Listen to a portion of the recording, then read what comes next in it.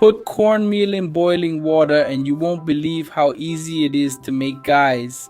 Let's add 500 milliliters of water in a saucepan and let it boil.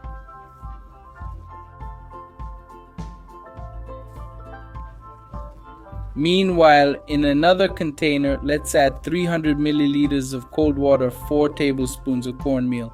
Let's mix all this very well so it dissolves well.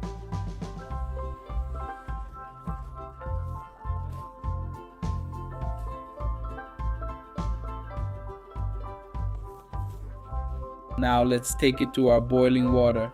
Let's add all this mixture of water with cornmeal, and now guys, let's mix well so it doesn't clump together. Then let's cover it and let it cook. It's very important during the process to open and stir. Be careful with this process because this cornmeal mixture splashes a lot.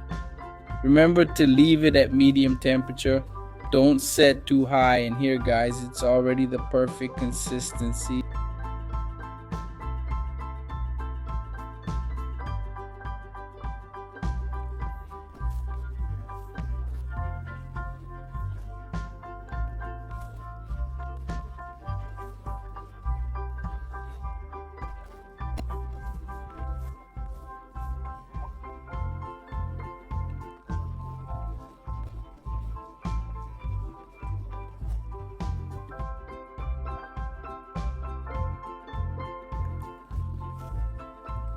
It started to crust on the side and detach from the bottom.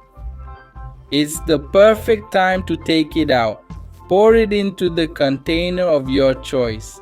And guys, the angu, as soon as you remove it from the heat, it will still be soft.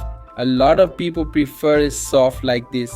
But if you prefer, you can simply thicken it more on the fire or just wait for it to cool for it to reach the consistency you prefer. As soon as it gets slightly warm, it will become more thick and create this film. When it completely cools down, it will become very hard.